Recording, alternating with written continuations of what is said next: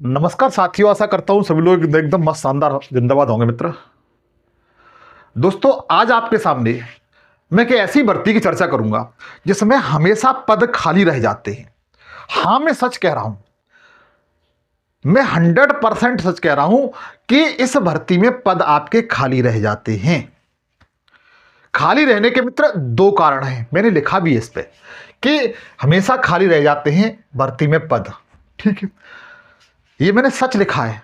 यद्यपि इस भर्ती का नोटिफिकेशन आ चुका है, फॉर्म इसके कब से शुरू हो रहे हैं, कौन सी भर्ती है, लास्ट डेट क्या है, क्या योग्यता है, सिलेक्शन प्रोसेस क्या है, एग्जाम है या नहीं है, या इसका सिलेबस है, ये संपूर्ण जानकारी आपको दूंगा।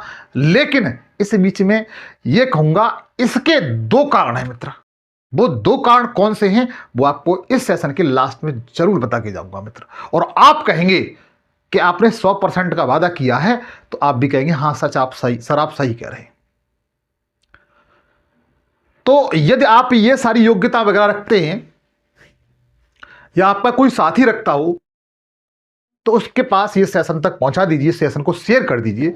और छोटी सी गुजारिश करूंगा मैं कि मैं भाई इस प्लेटफॉर्म पर जो आपका एक परिवार होने के लिए जा रहा है, इस पर जीएस के सारे विषय, करंट अफेयर, हिंदी और रीजनिंग जैसे विषयों को बिल्कुल फ्री में पढ़ाता हूं। रिक्वेस्ट करता हूं चैनल को सब्सक्राइब कर लेना हाथ जोड़ करके भाई, और घंटी बजा के ऑल पे सेलेक्ट कर लेना ताकि जो भी सेशन बनाओ उसका नोटिफिकेशन पहुंचता रहे मित्र। चलिए अब आपको जानकारी की ओर लेके चलता हूं मित्र, संपूर्ण जानकारी दूंगा। ये डिपार्टमेंट कौन सा है, तो मित्र ये एम्स रिक्रूटमेंट 2025 का ये एम्स का डिपार्टमेंट है, जिसे हम लोग all India institute medical service कहते हैं मित्र। इसने रिक्वायरमेंट निकाला हुआ है और इसमें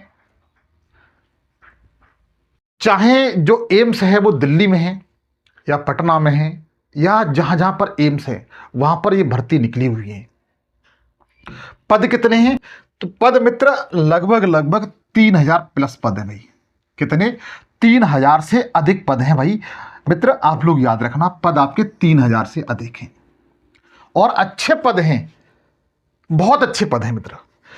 पद का नाम देखा जाए, जिसे हम लोग पोस्ट नेम कहते हैं, पोस्ट कितनी है, तो एमटीएस के पद हैं, डाटा एंट्री ऑपरेटर के पद हैं, लोअर डिवीजन क्लर्क के पद हैं, अपर डिवीजन क्लर्क के पद हैं, और स्टेनोग्राफर के हैं, और जूनियर असिस्टेंट के। यह पद है मित्र। MTS, data entry operator, lower division clerk और अपर डिवीजन क्लर्क के साथ साथ स्टेनोग्राफर और जूनियर असिस्टेंट के पद हैं। पद तो आप लोगों ने इनके बारे में सुने ही होंगे, इन सब पदों के बारे में। अब आप ये कहेंगे कि सर इसमें योग्यता क्या है मित्र। योग्यता वही है जो परीक्षा में होती है, 10th पास।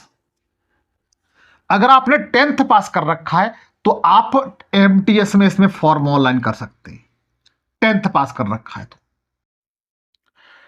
12th पास कर रखा है, मतलब कक्षा 12, तो आप डाटा एंट्री ऑपरेटर और लोअर डिवीजन क्लर्क, इन दोनों पदों के लिए आप 12th पास होना मस्ट है मित्र। इतनी आपके पास योग्यता होनी चाहिए डाटा एंट्री ऑपरेटर और लोअर डिवीजन क्लर्क के लिए बच्चों। और एमटीएस के लिए आपके 10th पास होना चाहिए। इसके साथ साथ अपर डिवीजन क्लर्क और स्टेनोग्राफर और जूनियर असिस्टेंट, इनके लिए आपकी स्नातक होनी चाहिए। ये आपकी योग्यता है, ये आपकी योग्यता है, ये आपकी योग्यता इतनी होनी चाहिए। 10th पास के लिए एमटीएस, डीईओ और एलडीसी के लिए 12th पास, और यूडीसी स्टेनो जेई के लिए स्नातक होना चाहिए। ये आपके पास योग्यता है तो आप इसमें फॉर्म ऑनलाइन कर सकते हैं। फॉर्म कब से ऑनलाइन किए जाएंगे जस्ट बताता हूं, कौन सी साइट पे किए जाएंगे यही बताता हूं। पूरी जानकारी देके जाऊंगा, अधूरा नहीं छोड़ के जाऊंगा, इस बात का वादा है मेरे मित्र। इसके साथ साथ एक इसमें क्वालिफिकेशन मित्र और है, वो बेहतरीन क्वालिफिकेशन है, जिसका नाम है वर्ड एक्सेल और पावर पॉइंट। बताऊंगा इसके बारे में, चिंता न करें मित्र। इसमें एज लिमिट क्या रहने वाली है मेरे दोस्त, इसमें जो एज लिमिट रहने वाली है वो 18 से 30 वर्ष तक रहने वाली है। कितनी, 18 से 30 वर्ष तक आपकी उम्र रहने के बीच में अगर आप हैं तो आप फॉर्म फिल कर सकते हैं, ऑनलाइन कर सकते हैं। और जो एज काउंटिंग की जाएगी इसमें, वह 31 जनवरी 2025 से की जाएगी बच्चों। कब से? 31 जनवरी 2025 से इसमें एज काउंटिंग की जाएगी। यदि आप 18 से लेकर के 30 वर्ष तक की उम्र के बीच के दायरे में आते हैं तो आप इसमें फॉर्म ऑनलाइन कर सकते हैं। भाई इसमें सैलरी क्या रहेगी? भाई आप लोग क्यों फॉर्म ऑनलाइन करोगे, क्यों मेहनत करोगे, क्यों आप पढ़ाई करोगे? वो किसके लिए करेंगे? वो इसके लिए। और सत्यता तो यही है मित्र, ठीक है, कहने की लोग कुछ भी कहें, हालांकि इस पर फोकस करते हैं। तो सैलरी आपकी 25,500 से लेकर के 81,500 तक आपकी सैलरी रहेगी। लेकिन इसमें टीए डीए एचआरए लगा करके जो आपकी पहली सैलरी बनेगी वो लगभग 40 के समथिंग बनेगी बच्चों। टीए डीए एचआरए लगा करके अगर देखा जाए तो ध्यान रखना, पहले नंबर तो मित्र ये सेंट्रल गवर्नमेंट की नौकरी है। पहली बात तो सैलरी मिलना, बहुत अच्छी मिलना अपने आप में बड़ी बात है। और फिर आप मेडिकल विभाग में जा रहे हैं तो यहां पर तो असंख्य सुविधाएं मिलती हैं। आप सोच सकते हो मेडिकल डिपार्टमेंट में कितनी सुविधा मिलती है, तो आपको सोच सकते हो कि कितना गजब का डिपार्टमेंट है यहाँ पर। तो सैलरी आपकी शुरुआत पहली सैलरी बनेगी बाई हैंड, वो लगभग 40K के समथिंग बनेगी। 40,000 के समथिंग आपकी सैलरी बन जाएगी भाई। और इसके ऑनलाइन फॉर्म कब से होंगे मित्र? इसके जो ऑनलाइन फॉर्म है वो कब से शुरू हो जाएंगे? तो आपको बताना चाहता हूं, इसके जो ऑनलाइन फॉर्म है वह 7 जनवरी 2025 से, अर्थात इस समय ये फॉर्म चल रही है। आप यदि ये सारी योग्यता रखते हैं तो आप फॉर्म जाकर के ऑनलाइन कर सकते हैं। आज 14 जनवरी हो गई, 7 जनवरी 2025 से इसके ऑनलाइन शुरू हो चुके थे भाई। और इसकी लास्ट डेट क्या रहने वाली है? तो इसकी जो लास्ट डेट रहने वाली है मेरे भाई, वह 31 जनवरी 2025 तक रहेगी। मतलब 7 जनवरी से लेकर के 31 जनवरी तक आप फॉर्म ऑनलाइन कर सकते हैं। 31 जनवरी को जिस दिन रात के 12 बजेंगे उस दिन इसकी साइट बंद हो जाएगी। उस दिन इसकी साइट बंद हो जाएगी। फिर कहूंगा इस भर्ती में पूरी न होने के, पद खाली रहने के 2 कारण हैं। दोनों बता के जाऊंगा मित्र, ध्यान रखना, बिल्कुल बता के जाऊंगा। लास्ट डेट आपकी 31 जनवरी 2025 तक रहेगी। इसके साथ साथ आइएगा सिलेक्शन प्रोसेस क्या रहेगा? तो सिलेक्शन प्रोसेस मित्र, सबसे पहले तो इसका एग्जाम होगा। एग्जाम होगा तो उसका अपना एक सिलेबस होता है।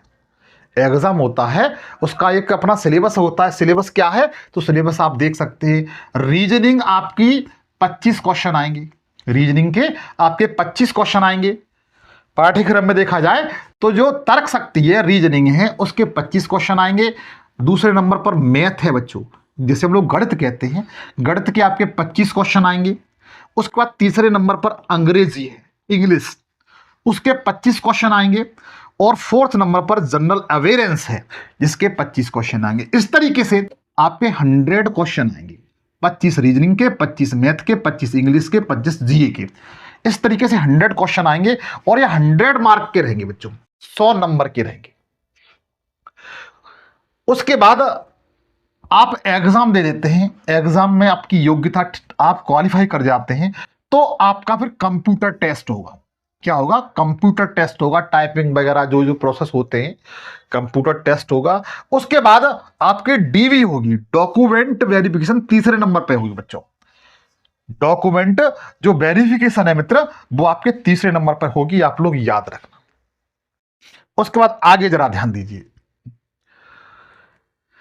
इसकी जो फॉर्म की जो फीस रहेगी, क्या रहेगी? फीस वो जनरल, ओबीसी और ईडब्ल्यूएस, ध्यान दीजिए मित्र, ऑनलाइन फीस कितनी रहेगी? 3,000 रुपए। कुछ पल्ले पड़ा आपके? जनरल, ओबीसी और ईडब्ल्यूएस की फीस कितनी रहेगी? 3,000 रुपए। और एससी और एसटी भाइयों की जो फीस रहेगी वो 2,400 रुपए रहेगी भाई। इस प्रोसेस को देख करके 50% लोग, कितने? 50% लोग भर्ती में फॉर्म डालने से मना कर देंगे। ये कड़वा सच है मित्र। बेरोजगारी है। जितने भी जो भाई बहन बाहर जा करके अन्य शहरों में अपने गांव से किसी दूसरे शहर में जाकर के तैयारी कर रहे हैं, तो उनके लिए 3,000 रुपये बहुत महंगे होंगे। वो 3,000 रुपये से 2 महीने का अपना खर्चा निकालते होंगे। सोच लीजिए कि रूम रेंट, फिर उसके बाद किताबें, फिर उसके बाद अपने डाटा वगैरह यूज करते हैं फ़ोन का, जिससे ऑनलाइन स्टडी करते हैं, उसका खर्चा, उसके साथ साथ अपने खाने पीने का खर्चा है वो सब। इन सब चीज़ों को देखते हुए ये लोग, ऐसे विद्यार्थी इस फॉर्म में डालने से पहले 50 बार सोचेंगे, और 50% विद्यार्थी इसे डालने से बाहर हो जाएंगे। भाई, जो कड़वा सच है, वो पहले ही अपने माँ बाप के कंधों पर वजन बने हुए हैं, और 3,000 रुपये प्लस ऑनलाइन का खर्चा आ जाएगा, तो लगभग 3100-3200 रुपये के समथिंग इस पर खर्चा आता है भाई, आएगा। तो 50% तो लोग मित्र इसी तरीके से बाहर हो जाएंगे। और दूसरा, मैंने आपको बताया था कि इसमें एक स्किल टेस्ट होता है। कितना टेस्ट कौन सा टेस्ट होता है? स्किल टेस्ट होता है। क्योंकि मैंने आपसे वादा किया था कि मैं दोनों प्रोसेस बताऊंगा। पहला प्रोसेस तो मित्र आपका ये रहा, और दूसरा प्रोसेस ये रहा स्किल टेस्ट। इस स्किल टेस्ट में आपको वर्ड एक्सेल आना चाहिए। आप सोच लीजिए 50% में से 50% जो बच्चे बचे, उनमें से मुश्किल से 5% लोगों के पास वर्ल्ड एक्सेल आता होगा, और इन 5% में से 2.5% लोग ऐसे होंगे जिन्हें पावर पॉइंट आता होगा ठीक तरीके से। बच्चों, तो जो स्किल टेस्ट में वर्ल्ड एक्सेल हुआ या पावर पॉइंट हुआ, इनके बारे में लोगों को बहुत कम जानकारी होती है। आप परीक्षा पास कर ले जाएंगे ये वाली, आप इस एग्जाम को पास कर सकते हैं, कंप्यूटर टेस्ट को पास कर सकते हैं, डीबी आपका बेस्ट जाएगा। बट जो आपका ये वाला प्रोसेस है ना, ये वाला वर्ल्ड एक्सेल और पावर पॉइंट, सबसे पहले आपको इनकी बेसिक जानकारी होनी चाहिए। इसमें यही सिलेक्शन दिलाता है दोनों पॉइंट, वर्ल्ड एक्सेल और पावर पॉइंट। अगर आप इनके बारे में बेहतर तरीके से जानते हैं तो आप इसमें अपना फॉर्म ऑनलाइन कर सकते हैं। न 3,000 रुपये आप बिगाड़ें या न बिगाड़ें, आपके ऊपर निर्भर है भाई। बट मैं फिर भी कहूंगा, लक्ष्य कोई बड़ा नहीं है, प्राप्त वही करता है जो मैदान में डटा रहता है, डटकर उसका सामना करता है। कोशिश करने वालों की कभी हार नहीं होती है। मैं इस अंत में यही कहूंगा, मेरा किसी को डिमोटिवेट करने का कोई टारगेट नहीं था, बट जो कड़वा सच था वो मैंने आपके सामने शेयर किया मित्र। इसके लिए आप मुझे XYZ कोई कमेंट्स कर सकते हैं, मुझे कोई ऐतराज नहीं, लेकिन सच था वो मैंने आपके सामने पेश किया है भाई, बताया है। ये छोटी सी जानकारी थी जिसे मैंने आप तक पहुंचाना चाहा। आपका कोई मित्र और भाई या दोस्त ऐसा होता है, इनको इन सब चीजों के बारे में जानकारी है और वो सक्षम हैं, तो उस तक इस वीडियो को मित्र जरूर पहुंचा दीजिए। हो सकता है कि इन फ्यूचर में वो आपका दोस्त भाई, उसका सिलेक्शन हो जाए और वह आपके ने जो लक्ष्य तय किया है, आपने जो सपना देखा है, उसमें वो कुछ हेल्प कर सके, कुछ सहायता कर सके मित्र। तो मैं आपके लिए इसके लिए रिक्वेस्ट करूंगा हाथ जोड़ करके कि उस भाइयों तक इस सेशन को जरूर पहुंचा दीजिए। ये छोटी सी जानकारी आपको कैसी लगी? अगर अच्छी लगी हो तो आप लोगों से गुजारिश करूंगा कि पुनः इसको शेयर जरूर कर दें। नए सेशन में आपसे इसी तरीके से फिर मुलाकात होगी। तब तक के लिए जय हिंद, जय भारत।